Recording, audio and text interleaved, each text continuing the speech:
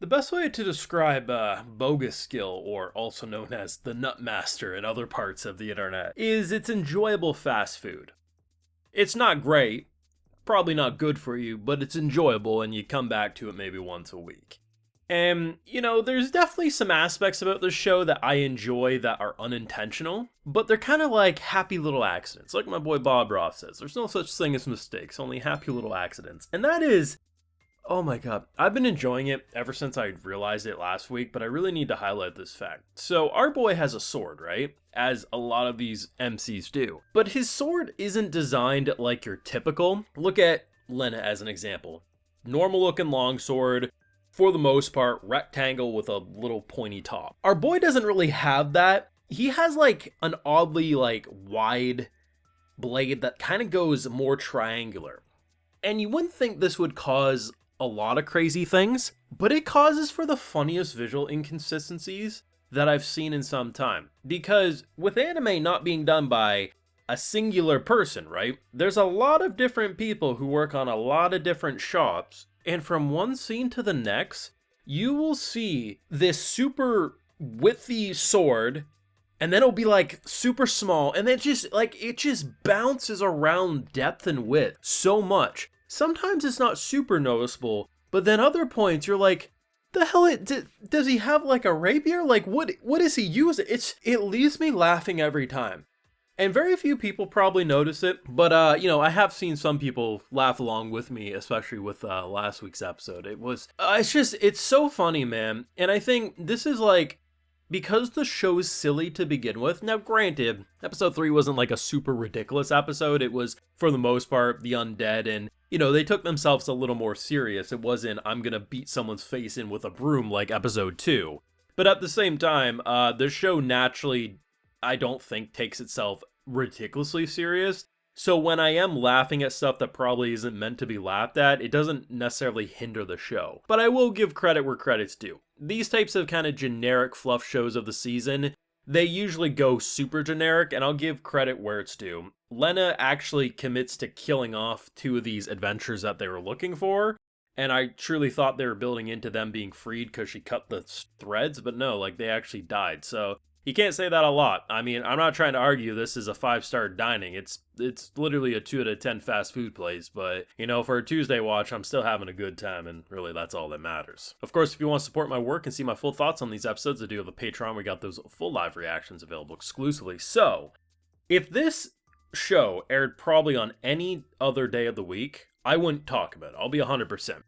Tuesday literally has nothing anyway, so that's pretty much the reasoning, is as long as I have a base level enjoyment, yeah, I'll throw it on and watch it for 20 minutes. And usually there is, if it's not every season, it's every other season, there's usually one show that kind of fits that bill, where I'm like, is it really great? Am I gonna remember it in a few months' time?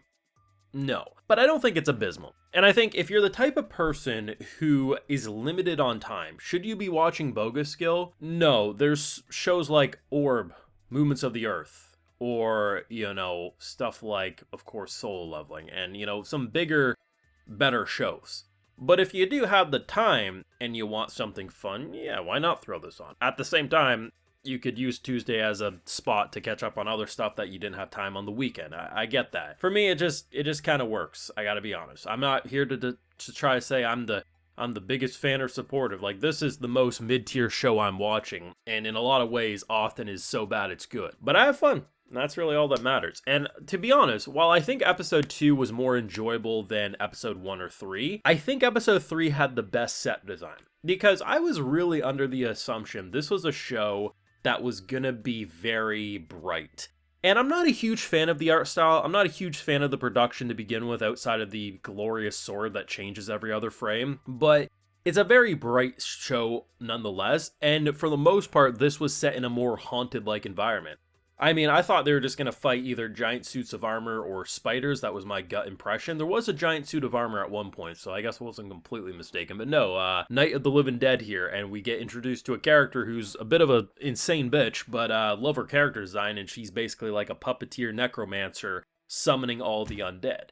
And it was a more gloomy looking location. And honestly, I do like how they designed the undead. I like the overall tone and look. I thought the brightness of our character design's wardrobes kind of contrasted well with the overall gloomy atmosphere of this location. And in general, while I do think I enjoyed episode 2 more, because I think I enjoy the show the most when it acknowledges its ridiculousness, like a man breaking a man's face with a broom, because that's just so stupid it works. But if it does have more serious, or it takes itself a little more serious, I think set designs and missions like these are probably where it should go down. And it's honestly, I don't know if it really acknowledges it, but it's kind of funny when you look at, we're bringing a child on these like suicide missions, right? Her entire ability is appraisal. Her first appraisal was brilliant.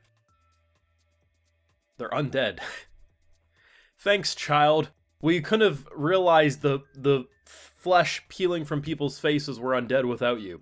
To her defense, she does give better appraisal later in the episode, like saying, hey, they're connected, so it gives them the idea that there's a mastermind behind it, but you know, it still made me laugh nonetheless. And because of that, this woman just hates kids, man. Like, pretty much right away after realizing this kid has appraisal, she's like, F them kids. Like, I want that kid dead. And she really hammers that in, and I just thought that was funny as well. But overall, though, I think the best part of the episode was the kind of fake out they did, because if you've seen enough of these shows, usually the people that went missing, they're fine, right? Like, oh man, they look like they're gonna die, and then we save them, right? So what ended up happening was, you know, Lena's having kind of an emotional crisis because she knows them, and, you know, these are people that are connected to her. As the viewer, we don't really give a shit because we don't know them, but I appreciate that they wrote for her this was actually a struggling moment.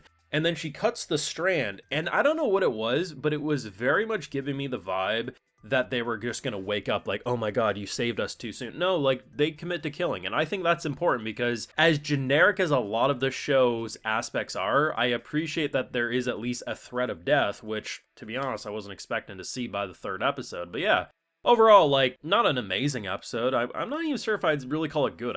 I'd say, like, my base level for the show is decent, and maybe that seems too harsh to maybe super fans of the show. But so far, with the way I've been talking about this, I don't know, people seem to more or less agree with me. But, you know, if you are like a diehard fan, I'm not saying you can't enjoy it more than I am.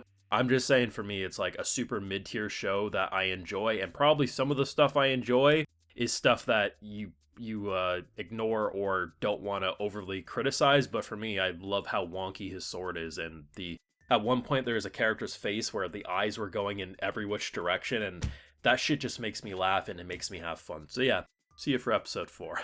Let me know your thoughts down below. What did you think of the episode? You gonna keep on watching this one, or are you gonna skip out on it? You let me know. Leave a like if you enjoyed, subscribe if you're new around here, of course, ring that bell, and like I mentioned, full live reactions over on Patreon. And hey, while you're over there, I'll also give you a video shout out. Alright, so today we got Marcus Rucherts, Ilis Cortez, Jose Raffo Coster, Arctic Fox, Nicole, Azuro. We also have Nebs in 10, so I appreciate the support, everyone. Please take care, and y'all have a good one.